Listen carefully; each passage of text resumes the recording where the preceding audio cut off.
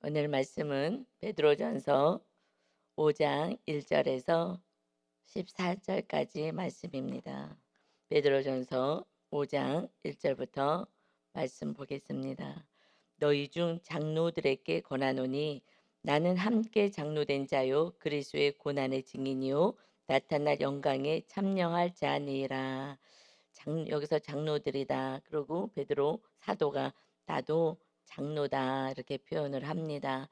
그리고 그리스도의 고난의 증인이 되었고 이제 주님이 나타났을 때 영광에 참여할 자이다. 그래서 여기서는 장로라는 것을 교회를 돌보는 자, 그래서 믿음이 좀 오랫동안 하나님을 믿게 된 자, 예수 그리스도를 영접한 자를 표현합니다. 그래서 믿음이 좀 이제 성장되고 오랜 시간 예수님을 믿은 자들은 어떻게 해야 되느냐라고 이제 권면합니다.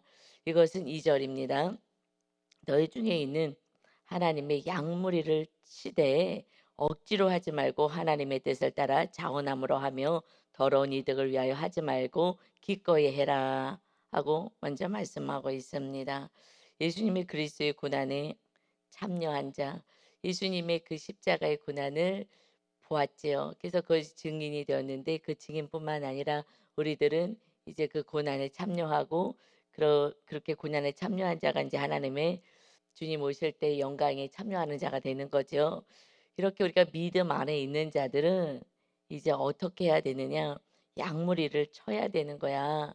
근데 억지로 하지 말고 차원함으로 그리고 더러운 이득을 나의 이득을 위해서 하지 말아라. 그때는 순회하면서 이렇게 말씀을 전하는 이들이 있었어요. 근데 그들이 또 돈을 받고 하는 사람들도 있기 때문에 이렇게 내 이익을 위해서 하지 말아라. 우리가 하나님의 영광에 참여할 자들 아니겠느냐. 양무리를 치라. 이것은 우리 베드로 사도가 이제 예수님 십자가에 달려 돌아가시고 또 부활하신 것도 봤지만 다시 고향에 가서 물고기를 잡는 일을 하고 있었어요. 그때 예수님이 정말 조반을 다 차려놓고 오셔서 말씀하셨죠. 너가 나 사랑하니? 그래서 요한복음 21장 17절 보면 세 번이나 물어보셔요. 물어보시면서 세 번째 이르시되 요한의 아들 시몬아 너가 나를 사랑하느냐 하시니 주께서 세 번이나 내가 나를 사랑하느냐 하심으로 베드로가 근심하여 이르되 주님 모든 것을 아시오매 내가 주님을 사랑하는 줄을 주님께서 아시나이다. 예수님이 세 번을 동일하게 물어보시면서 예수께서 이르시되 내 양을 먹이라 내 양을 치라. 그런데 주님의 양을 먹이고 연약한 성도들을 돌보고 어린 양들을 돌보는 자를 누구에게 부탁하시느냐? 주님을 사랑하는 영혼들, 내 이득을 위해서 사역하는 것이 아니라 주님을 사랑하는 자들에게 찾아오셔서 말씀하는 거예요. 나 사랑하니? 네, 내가 주님 사랑하는 거 아시잖아요. 너가 나 사랑하니? 주님 아시잖아요. 내 양을 먹여, 내 양을 쳐고, 내 양을 돌봐라 하고 말씀하셔요. 그래서 주님을 사랑하는 영혼이 이웃을 사랑하는 거예요. 주님을 사랑하기 전에는 이웃을 사랑하는 게 어렵습니다. 그래서 가족조차도 사랑하는 게 사실 어려워요. 연약한 자들. 그러기위해서 하나님을 사랑하느냐, 우리 주님을 사랑하느냐, 너를 살리기 위해서 그 고난 당하시고 부활하신 주님, 그리고 우리가 살 집을 또 준비해 놓고 계시는 그 주님을 정말 사랑하느냐, 주님 아시면서 왜 그러세요? 라고 차마 본인이 부인했기 때문에 입을 떼어서 얘기할 수가 없는 거예요. 왜냐하면 예수님이 이제 최후의 만찬 때 말씀하실 때에 나는 주님 배신하지 않습니다. 다 배신하고 도망가도 저는 절대 그렇게 하지 않습니다. 라고 자기 믿음을 가신하여서 이야기를 했어요. 그랬을 때 너가 오늘 닭 울기 전에 나를 세 번 부인할 것이다. 무슨 소리를 하십니까? 나를 어떻게 보고 말씀하십니까? 그랬는데 정말 고난 앞에 무너졌잖아요. 그러니 우리가 내가 믿음이 있습니다 하지만 고난이 딱 왔을 때 그 믿음의 실체가 드러나는 거거든요. 그래 "것 봐. 너 믿음 있다 그러지만 도망가 버렸지." 그래서 우리가 때로는 믿음 있다고 할 때에 "너 아직 믿음이 견고하지 않아."라고 말씀하실 때는 이제 사건을 보내 주시면서 다시 새로워지고 주님 앞에 나오게 하는 것입니다. 그렇지 않으면 자기가 자기 스스로가 속고 있거든요. 그래서 '난 이만하면 됐지.' 그래서 우리는 이만하면 된 게 아니라 어떤 사건 속에서도 어떤 고난 속에서도 뭐 우리 엘리야 선지자의 어저께 그 삶을 잠깐 보았지만 정말 믿음이 어마어마한 것 같았으나 그러나 온전히 주님이 주인 되어 살지 않으면 마귀가 공격을 해요. 내 안에 틈이 있죠. 내 교만과 내 안에 다른 것이 있을 때 문을 열어 놓는 거예요. 그래서 마귀가 들어와서 넘어뜨리는 것이죠. 그래서 어저께도 이제 내가 했던 그 엘리야 선지자를 '내가 누군지 아느냐.' 하고 하나님이 어떤 분인 줄 알게 하고 다시 겸손하게 나가면서 하나님의 사역을 마무리하는 정말 견고한 자가 믿음이 견고한 자가 된 것을 봅니다. 그러니까 그런 사건을 하나님이 안 보내 주신다면 우리는 다 속고 온전한 믿음으로 나갈 수가 없는 거예요. 정말 끝까지 마지막까지 하나님의 사명을 감당할 수가 없는 것이죠. 그래서 먼저 체크하십니다. 너가 나 사랑하니?" "네 사랑합니다." 근데 이제도 그랬는데 이제는 막 그렇게 당당하게 얘기할 수가 없는 거예요. 내가 언제 쓰러질지 모르는 인생인 것을 아는 거예요. 내가 연약한 자라는 걸 아는 거예요. 그래서 나를 안다는 것은 정말 이건 축복인 거예요. 그러니 "그럼요." 하고 장담하지 않잖아요. 주님이 아시잖아요. 주님이 아시잖아요. 우리 주님이 우리의 심령 안에 있는 우리의 생각과 마음, 주님 사랑하는 거 다 아시고 이렇게 부탁하십니다. 그것을 이제 베드로 사도도 이 장로들에게 믿음이 조금 오래된 자들에게 와서 "너희들이 이제는 양무리를 쳐야 되는 거야." 주님이 하신 그대로 따라하죠. 그래서 3 절에 보니까 맡은 자들에게 주장하는 자세를 하지 말고 이렇게 양무리를 치는 이 사명을 이제 받아서 그러면 주장하는 자세로 하지 말아라. 그리고 양무리의 본이 되는 거야. 우리들의 믿음이 나도 믿음이 좋은지 알았어. 그런데 우리가 말로 하는 게 아니야. 우리는 어떻게 우리 삶을 통해서 "내가 할 수 있죠. 자신이 있습니다." 하지만 나는 배신하고 도망가고 그러고 다시 주님을 멀리했다. 그런데 주님이 찾아오셨지. 우리는 말로 다스리는 게 아니야. 그래서 주장하는 게 아니야. 맡은 자들은 통제, 명령, 지시로 하는 게 아니야. 강압적으로 하는 게 아니야. 그리고 우리는 삶으로 살아내는 거야. 그래서 양무리들이 따라오게 본을 보이는 거야. 이것이 믿음이다. 그렇게 해야 돼. 그래서 주님이 마지막 순간에 그렇게 "나는 막 믿음이 있습니다. 나는 다 도망가도 안 도망갑니다. 난 생명을 바칩니다." 그렇게 했을 때 주님이 그것에 대해서 뭐 크게 반응하지도 않아요. 뭐 믿음이 인간이 다 연약하니까. 그렇게 배신할 제자들 앞에서 그저 다시 또 다시 무릎을 꿇습니다. 그리고 발을 씻어 주시는 거예요. 용서해 주고 죄 가장 더러운 것을 씻어 주시는 게 용서해 주시는 거잖아요. 그래서 요한복음 13장 14절 때에 "내가 주와 또는 선생이 되어서 내가 주지 내가 주인이고 주님이지 때로는 나를 선생이라고 보느냐. 그래서 내가 이렇게 선생이 되었으나 너희 발을 씻었으니 너희도 서로 발을 씻어 주는 것이 옳으니라. 서로 용서하고 허물을 덮어 주는 거야. 내가 너희를 향한 행한 너희에게 행한 것 같이 너희도 행하게 하려 본을 보여 너라. 서로 용서하고 사랑하고 그렇게 사는 거야. 이 세 계명을 주셨어요. 그런데 거기서 끝나고 말씀으로 멈추지 않았어요. 그런데 말만 하시는 분들은 논쟁을 하려고 그러더라고요. 내가 옳다라고 자꾸 논쟁을 하는 거예요. 그럼 저도 그냥 입을 다물어요. 그냥 우리가 그냥 삶으로 보입시다. 삶으로요. "난 잘 살고 있는데요." 전혀 순종이 안 되는데 "난 잘 살고 있어요." 왜냐하면 어떤 영역은 잘하는 영역이 있거든요. 우리가 하나님을 믿는데 다 막 말씀대로 못 사는 건 아니잖아요. 주일 예배 오기도 하고 뭐 이렇게 새벽 예배 오시는 분도 계시고 수요 예배, 철야 예배, 뭐 성경 공부, 양육 수없이 하시는 분도 있지만 나는 주일 한 번 오더라도 그것이 나로서는 최선이라고 생각하면 "나는 믿음 좋아요."라고 또 표현을 하셔요. 그러면서 "나는 지금 신앙생활 잘하고 있어요. 가정 안에서도 나는 잘하고 있어요. 나는 이혼을 앞두고 있다 하더라도 나는 지금 최선인 거예요. 벌써 옛날에 이혼할 건데 나는 이제 이혼하는 거고요. 나는 앞으로 한 1-2년 있다가 나는 이혼할 거고요. 그냥 내 그게 나는 잘하고 있다라고 얘기를 하는 거예요. 그게 더 이상 어떻게 얘기할 수가 없어요. 그래서 주님이 하신 대로 우리는 따라가야 되는데 지금 이 베드로와 저 수제자잖아요. 자칭 수제자예요, 자칭. 그래서 뭐 다 제자들이 다 도망가고요. 다 배신해도요. 나를 뭘로 보십니까? 그러나 그 믿음의 현주소는 고난 가운데 주님이 잡혀가고 그리고 거기에 있는 여종과 사람들이 "너 저 예수와 같이 다녔는데 무슨 소리야?"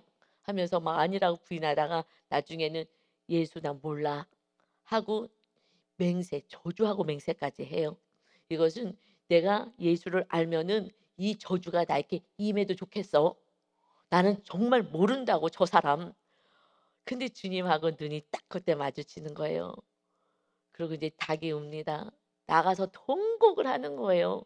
'내 믿음이 이거밖에 안 되는구나.' 여러분 거기서부터 믿음은 시작인 거예요 사실은. 정말 성숙된 믿음은 거기서부터 시작돼요. 저도 거기서부터 시작이 된 거예요. 엘리야 선지자가 어마어마하셨 850대 1로 그 승리를 하고 어마어마한 믿음이 있어 보이지만 하나님의 능력이 입혀진 거죠. 그러나 실제로 내 모습을 확인하고 그러고 나서 그때부터 경고하게 되고 겸손해지니까 세밀한 음성이 하나님의 음성이 들리고 하나님의 뜻을 따라가는 그런 인생이 된 거예요. 성경을 보면 다 똑같아. 베드로의 그 삶이나 또 엘리야 선지자의 삶이나 모든 이런 다윗의 삶이나 정말 죄를 짓고 나서 '내가 이거밖에 안 되는구나.' 그래서 정말 겸손함으로 나가는 그래서 다윗을 하나님은 계속 보고 계셔요. 무엇을요? 마지막까지 어떤 모습으로 죄와 싸우는지.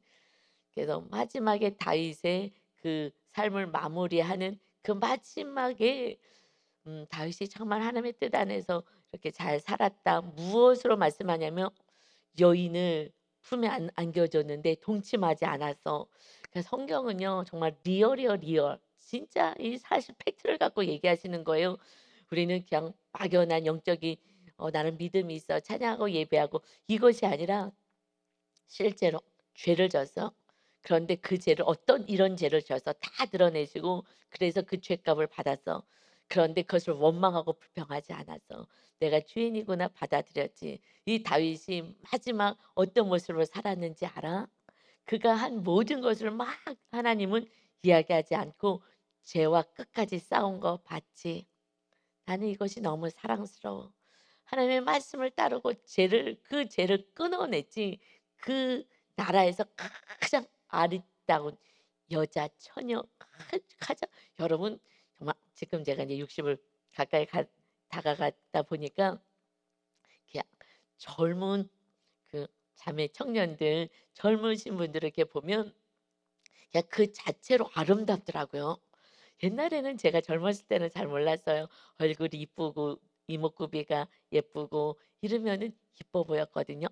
그리고 뭐 이렇게 또 외모가 그런 것이 이뻐 보였는데 제가 나이가 들어 보니까 이쁜 것은요 그냥 젊음이 이쁘더라고요. 젊은 그 자체가 막 싱그럽고 권사님도 그 이해가 되죠? 예. 그냥 젊은 자체 거기 뭐 화장 뭐 이런 거 안 해도 그 싱그러움이 있잖아요. 야 정말 나도 저럴 때가 있었는데 그때는 내가 아름다운지도 모르고 살았던 거잖아요. 그냥 나보다 조금 더 이목구비가 이쁘거나 뭐 이런 그 사람들을 보면서도 동경하고 부러워했었는데 지금 이렇게 보면 우리 청년들 우리 또 젊은 그 집사님들 이렇게 보면 그 자체가 너무 아름다운 거예요. '야 정말 좋은 때 다 지나갔구나.'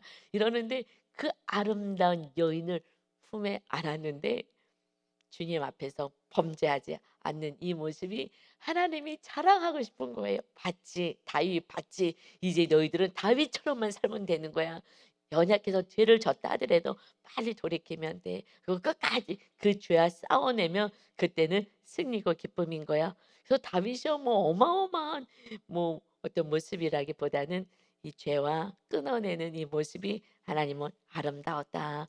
그래서 뭐예요? 본이 된 거예요. 그래서 "다윗처럼 하면 돼. 다윗처럼 하면 돼." 이것이 본을 너희들이 보여야 되는 거야. 이제 믿음이 많이 좋아져서 권사님, 장로님, 뭐 지역자님 이렇게 나이가 점점 들수록 이제 본을 보여줘야 되고 자녀들에게요 말로 하면은요 듣기 싫다고 잔소리한다 그래요. 그러니 "부모님은 그렇게 살았냐고요?" 라고 얘기합니다. 그냥 입 다물고 과거에 못 산 거 미안하다고 또 한번 용서를 구하고 그러고 나서는 그냥 입 다물고 그냥 섬기고 주님처럼 그들에게 무릎 꿇어서 종처럼 그냥 허리에다가 수건 둘러매고 무릎 꿇고선 팔을 써 주는 거예요. 그들의 허물을 덮어 주고 "야 너 이러면 안 되고 저러면 안 되고." 이거 듣기 싫다 그래요. 아는데 안 되는 거예요. 베드로도 아는데 안 되잖아요. 엄하고 물 위로 걷고요. 막 기적을 행하고 이런 걸 다 봤어요. 그런데 안 되는 거예요. 살아내는 건 그만큼 마귀와 싸우는 힘이 있어야 될 줄 믿습니다. 아멘. 그래서 부모가 마귀랑 싸우면서 진정으로 살아내는 그 모습 이것이 아름다운 거예요. 다윗처럼 참 아름답다. 그래서 4절에요. 그리하면 목자장이 나타나실 때 주님이 우리를 데려오실 때에 시들지 아니하는 영광의 관을 얻으리라.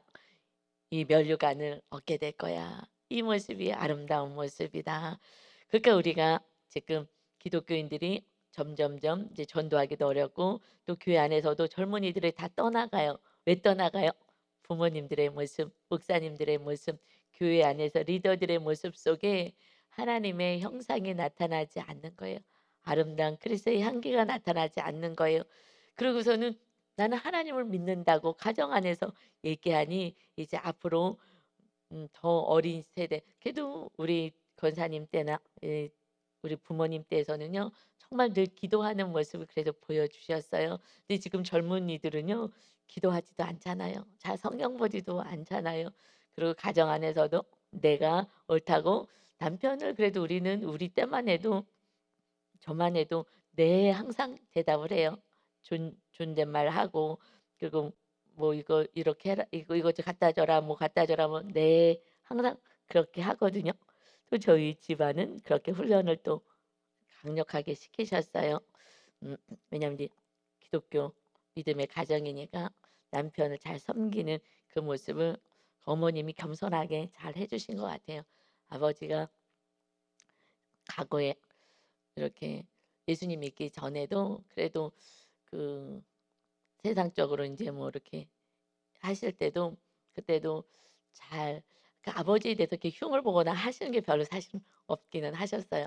그리고 항상 이렇게 존중히 여겨 주시는 그 은혜가 있으셨죠.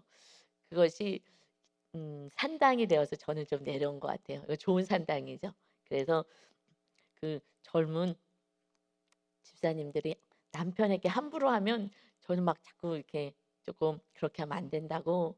이렇게 하면 안 돼." 그러면 남편에게 사랑받을 수가 없어. 남편을 존중히 여겨야지 남편이 힘이 있어야 또 자존감이 세워져야 밖에 나가서 정말 하나님이 주시는 지혜와 능력으로 일할 수 있다고 정말 젊은 집사님들 여자 집사님들에게는 그것을 권면하죠. 그런데 좀 듣기 싫어하기도 해요. 그러나 거기서부터 질서가 바로잡혀지지 않으면 가정 안에 온전한 질서가 주님의 머리가 되는 질서가 안 잡히기 때문에 이거는 성경적으로 그렇게 해야 돼요. 이럴 때 서로 사랑이 그때 세워집니다. 이것이 본을 보여줄 때 자녀가 이제 좀 따라오게 됩니다. 그래서 아내들은 남편을 정말 존중히 여기고 남편들은 또 아내를 정말 귀하게 여기고 이렇게 살아갈 때 정말 삶으로 살아내는 모습 속에 자녀들은 주님을 만날 수가 있습니다. 5 절에 보니까 젊은 자들은 이와 같이 장로들에게 위에 리더들에게 "잘 순종해라."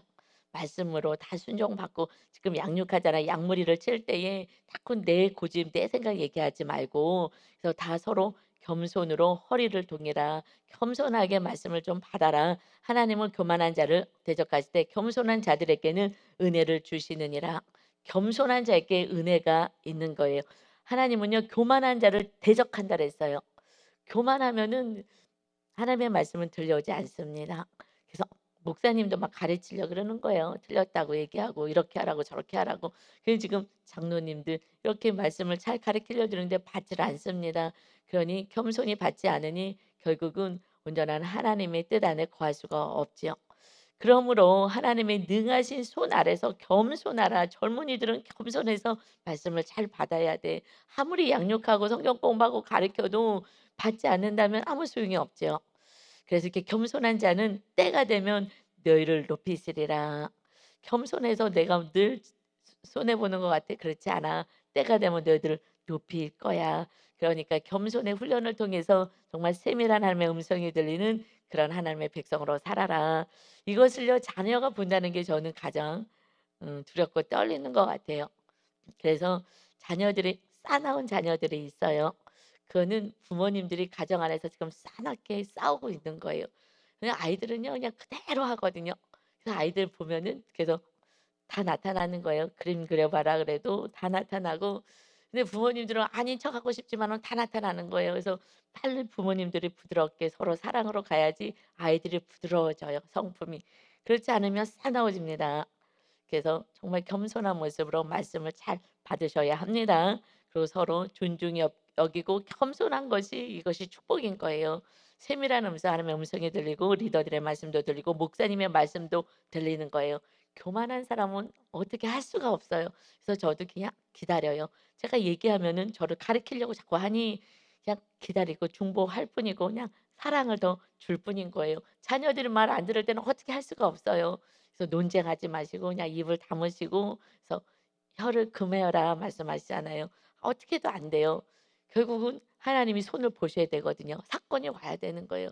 그때 '아 내가 교만했구나.' 베드로처럼 엘리야 선지자처럼 사건이 왔을 때 다시 겸손히 내려오면은 살 길인데 그래도 안 내려오면은 이제 가룟 유다가 되는 것이고 하나님을 떠나버리게 되는 것이고 그러니 우리가 할 수가 없는 거예요. 하나님께 주권을 맡기고 우리는 오직 겸손히 그들을 섬길 뿐인 것입니다. 아멘. 그리고 너들 7 절에 "너희 염려를 다 주께 맡기라. 이는 그가 너희를 돌보실 거야." 너희들 지금 염려가 되지. 자녀도 걱정이 되고 이거 너희 힘으로 할 수가 없어. 그냥 본을 보이면서 겸손한 모습으로 살아갈 거 그리고 하나님께 맡겨. 하나님의 말씀대로만 살면 그러면 하나님께서 다 허락하실 거야. 그 이세벨을 죽이지 않고 "이세벨이 지금 나를 죽인다 그랬다고요." 하고 막 속상해 가지고 두려워 갖고 떠는 그 엘리야 선지자에게 나중에 세밀한 음성 가운데 이세벨의 가문이 그 왕조가 멸망을 당할 거야. 이제 너가 그래서 그 차기 그 왕조가 될 그 예후에게 기름 부고 왕이 되게 해라. 이스라엘 왕이 될 것이야. 하나님은 어마어마한 계획을 갖고 다 계시는데 전혀 모르니까 두려운 거예요. 하나님 우리의 모든 기도를 아십니다. 우리는 이루어질 때까지 아니 그것이 내가 원하는 대로 안 이루어질 수도 있어요. 더 좋게 하실 수도 있어요. 어차피 응답은 하나님이 허락하십니다. 기도는 땅에 떨어지지 않습니다. 그래서 그 기도가 하나님 보시기에 가장 아름다운 모습으로 이루어질 때까지 우리는 그때까지 겸손히 기다리는 거예요. 이것이 믿음이고 이것이 영성인 것이고 하나님을 사랑하는 자의 모습인 것입니다. 하나님의 때까지 끝까지 기다릴 수 있는 요셉과 같은 자. 이제 술 맡은 간원장이 다시 자기 그 꿈 해몽처럼 복귀했으니 '이제 나는 살았다. 아 나 이제 살았다.' 했던 요셉이 2년 동안 깡깡무소식인 거예요. 그때가 저는 가장 절망이었다라고 느낍니다. 그래서 "동이 틀 때가 가장 깜깜하다."라고 하는 것처럼 우리가 희망을 가졌을 때 '야 이제 됐다.' 했을 때에 아무 소식이 없는 그때는 정말 힘든 거예요. 하나님은 그래도 나를 믿느냐, 나를 믿느냐, 나를 믿느냐. 결국 이 땅에서 우리 믿음을 키워가는 것이 하나님의 때까지 우리를 기다리게 하시는 거예요. 내 때와 하나님의 때가 분명히 다름을 인정하시고 겸손으로 나가시기를 바랍니다. 아멘. 그런데 8절에 이제 너희가 싸울 것은 세상의 것과 싸우는 게 아니야. 8절에 근신하라 깨어라 너희 대적 마귀가 우는 사자같이 두루 다니며 삼킬 자를 찾고 있어. 너희들 눈에 안 보이지 마귀가. 지금 자녀, 배우자, 이웃 정말 그들 마귀가 부여잡고 하고 싶은데 안 돼. 그래서 그러는 거야. 그러니까 너희들이 깨어 있어야 된다. 그래서 먼저 너희를 부여잡고 있는 너희를 자꾸 실망시키고 염려로 나가게 하고 내 뜻대로 나가게 하는 마귀와 싸워. 이 마귀는 우는 사자같이 두루 다니며 삼킬 자를 찾고 있어. 그러니까 틈을 주면 안 되는 거야. 우는 사자가 얼마나 무서워요. 여러분 사자 만났다고 생각해 보세요. 실질적으로 우는 사자가 만났는데 그 얼마나 무섭겠어요. 삼킬 자를 지금 찾고 있어. 틈을 노리고 있는데 틈을 주면 안 돼. 그 틈이 뭐예요? 이만하면 됐다 했을 때 틈이 들어오는 거예요. 그러니 너희 믿음을 굳건하게 해야 돼. 믿음을 콱 잘 지켜야 되는 거야. 그래서 마귀를 대적해. 도망 다닐 필요 없어. 예수 그리스도의 이름에 권세가 있기 때문에 마귀와 싸워. 이것이 기도라는 거예요. 근데 기도하지 않으면 도망 다니는 거예요. 그러고 이제 죽게 생겼다고 어떡하냐고 울고불고 하는 것이 마귀가 지금 우는 사같이 삼킬 자를 찾는데 물린 거예요. 물리면은요 어떻게 할 수가 없는 거예요. 그래서 우리가 나도 물리지 않도록 날마다 깨워서 그래서 싸울 때는요 내 마귀가 떠나가야 돼 먼저.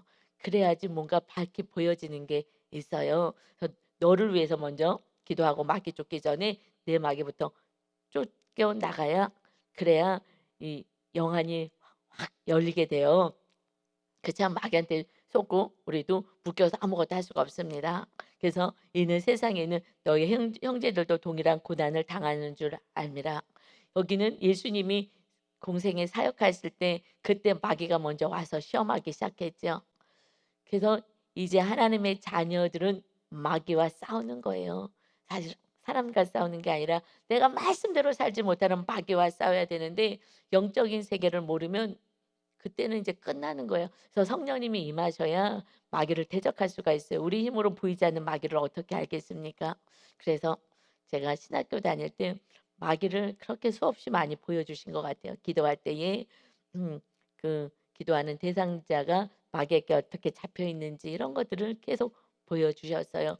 또 어느 날은 한 일주일 가까이 정말 그 한 성도님을 위해서 기도할 때에 그 마귀에게 잡혀 있는 그 모습이 제가 체울되게 하시고 그러면서 어찌할 수 없는 '왜 저렇게 안 되지? 왜 저렇게 안 되지?'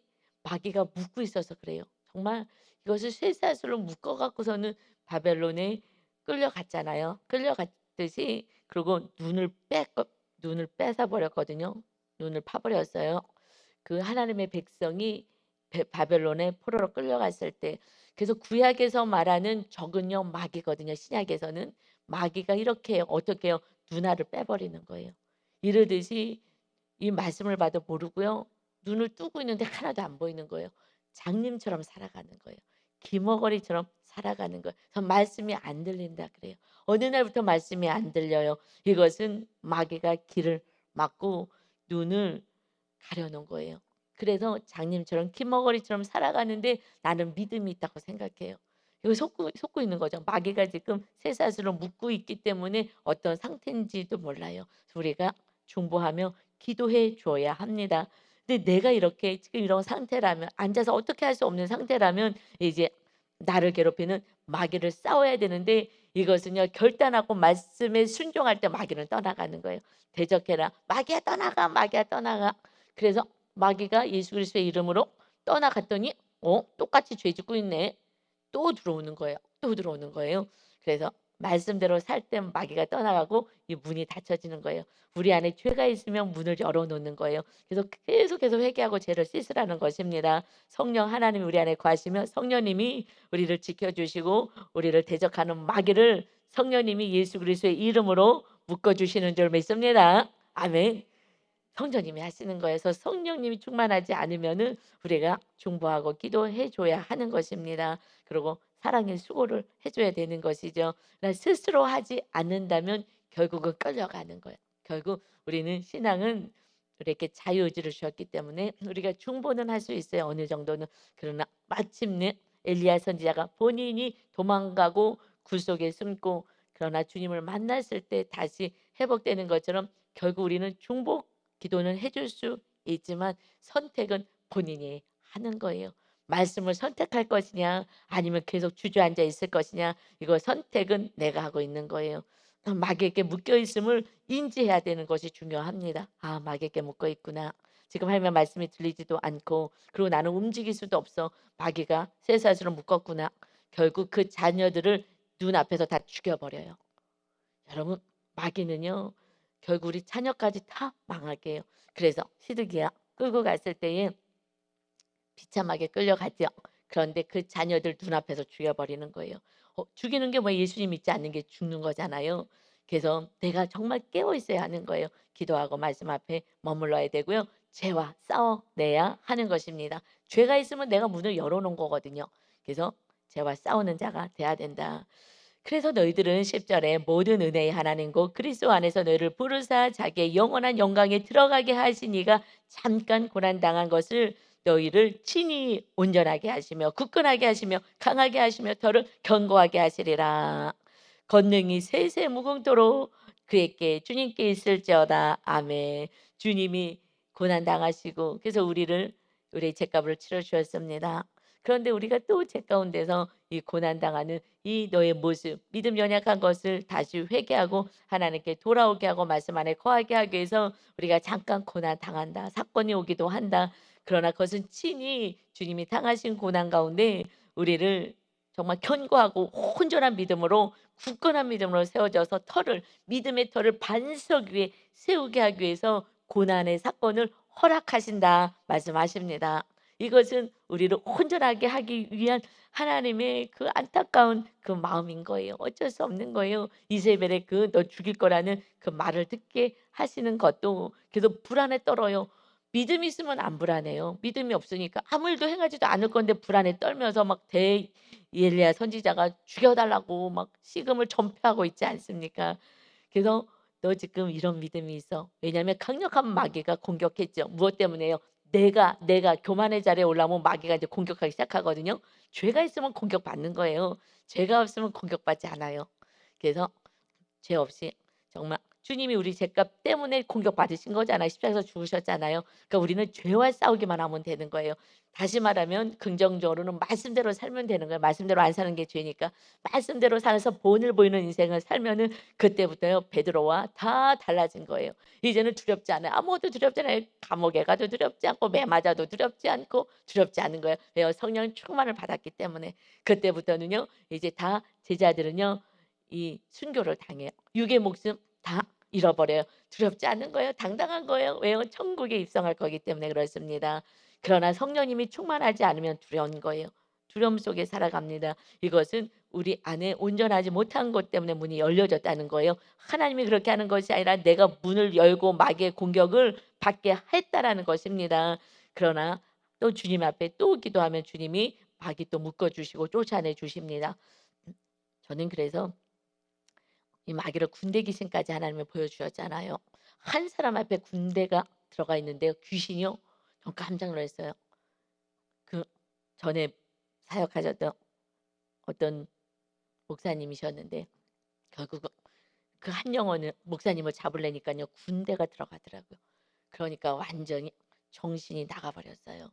너무너무 불쌍한 거예요. 마귀는요 정신줄을 놓게 해요. "미쳐버리겠네." 여러분 힘들면 "미쳐버리겠다." 그러잖아요. 정신줄을 놓을 때 이성이 놓아졌을 때 마귀가 장악을 하는 거 완전히 장악해요. 지금은 왔다 갔다 하죠. 막 우리를 시험에 들게 하고 넘어지게 하고 죄를 짓게 하지만은 그런데 미쳐버릴 것 같은 고난의 사건이 올 때 그때 완전히 미쳐서 그 영을 완전히 장악해 버려요.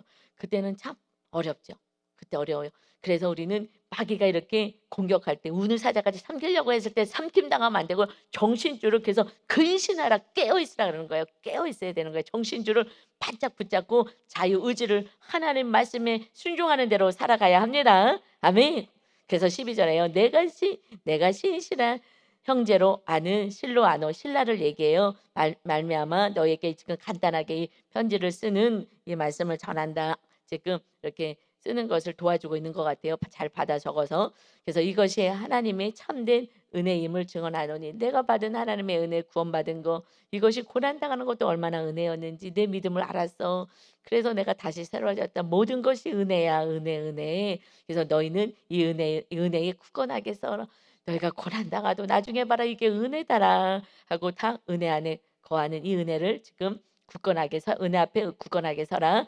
택하심을 함께 받은 바벨론에 있는 교회가 너희에게 무난하고 내 아들 마가도 그래하느니라. 바벨론에 있는 교회가 지금 로마에서 이 글을 쓰고 있는데 바벨론을 로마를 그때는 그냥 바벨론이라고 상징적으로 얘기했어요. 왜냐면은 로마가 멸망할 것이고 이런 말씀들을 로마가 멸망한다 그러니까 로마의 지금 압제 가운데 있는데 얘기할 수가 없으니까 바벨론이라는 그러한 과거의 그 압제했던 나라 이름을 쓴 거거든요. 그래서 바벨론이라고 성경에 나와 있는 것들이 그 구약에서도 그렇고 이 신약에서 이것은 로마를 의미하고 있습니다. 그래서 지금 로마에 우리가 있는데 여기에 신라가 있고 실로아노가 있고 그다음에 내 아들 마가가 있어. 내 아들이래요. 마가가 뭐예요? 마가복음을 적은 베드로의 아들, 믿음의 아들인 거예요. 믿음의 아들, 베드로의 믿음의 아들 마가가 지금 함께 하고 있다. 너희는 그러니 끝까지 맨 처음에 이 마가는요. 사도 바울하고 전도여행 같이 갔다가 돌아왔잖아. 아유 힘들어서 못하겠다. 그러는데 결국 바나바가 끝까지 양육했어요. 저는 양육의 힘은 크다고 생각해요. 그때 바울은요. 이런 믿음 없는 거 데려갈 수 없다고 아주 같이 싸웠어요. 이거 안 된다고 절대 안 된다고 하나님 일에 방해하는 것들 데려갈 수 없다고. 근데 바나바가 끝까지 돌보고 양육함으로 이렇게 베드로의 지금 아들이 되는 믿음 있는 자로 세웠어요. 저는 우리의 교회 양육이 정말 얼마나 귀한지 몰라요. 정말 엄마 같은 마음으로 주님의 그 마음으로 양육하니 마가가 되어서 마가복음도 기록하고 내 아들이야 하는 베드로 사도의 아들 믿음의 아들로 세워진 줄 믿습니다. 절대 포기하지 않으면 되는 거예요. 우리가 부모가 포기하지 않으면 자녀들은 다 훌륭한 믿음의 자녀로 양육됩니다. 아멘. 저는 교회에서 성도를 양육하고 그 양육을 가정 안에서 이제 그대로 해야 되는 거야. 살아내줘야 하는 거예요. 14절에 너희는 사랑의 입맞춤으로 서로 무난하라. 서로 사랑해라. 그리스도 안에 있는 너희 모든 이에게 평강이 있을지어다. 가장 축복은 평강인 거예요. 어떤 상황에서도 감사는 샬롬의 은혜가 여러분에게 다 있으시기를 오늘도 주님과 함께 안식을 누리시기를 예수 그리스도의 이름으로 축원합니다. 아멘. 아버지 하나님 감사합니다. 아버지 모든 것이 은혜입니다. 정말 고난의 사건이 오는 거 그래서 베드로가 내가 믿음이 이렇게 없는 거였는데 있다고 착각했구나. 아버지 우리 모두는 다 마귀에 계속해서 착각합니다. 온전한 믿음으로 나가지도 못하면서 나는 이런 사람이 아닙니다. 날 뭘로 보십니까? 다 흥분합니다. 그래서 사건이 왔을 때 네 믿음 이거밖에 안 된다. 도망가는 내가 예수를 모른다고 저주하고 맹세했던 모든 저주가 임해도 좋겠다. 나는 예수 모른다니까 하는 것이 수제자라고 바로 몇 시간 전에 이렇게 주님 앞에서 당당하게 내가 믿음 있고 나는 목숨까지 바칩니다 했던 모습이 우리들의 모습입니다. 우리가 고난이 올 때 내 믿음이 보여지는 것이니 오직 감사하면서 은혜입니다. 오직 주님만 바라보고 나갈 수 있는 주님을 진정으로 믿는다면 창조주 하나님을 믿고 우리를 위해서 죽으러 오신 것을 알고 우리를 또 데리러 오실 주님 영원한 나라에 입성할 것을 진정으로 믿는다면 지금 당하는 고난이 뭐가 염려가 되겠습니까? 하나님이 우리와 함께 하시는데 정말 우리가 믿음 없음을 또다시 고백합니다. 입으로 믿습니다 하지 않게 하시고 이제 삶을 살아내어서 하나님과 동행하는 임마누엘 은혜, 평강의 은혜가 우리 성도 모두에게 오늘도 함께하여 주옵소서. 감사드리며 예수 그리스도의 이름으로 기도하옵나이다. 아멘.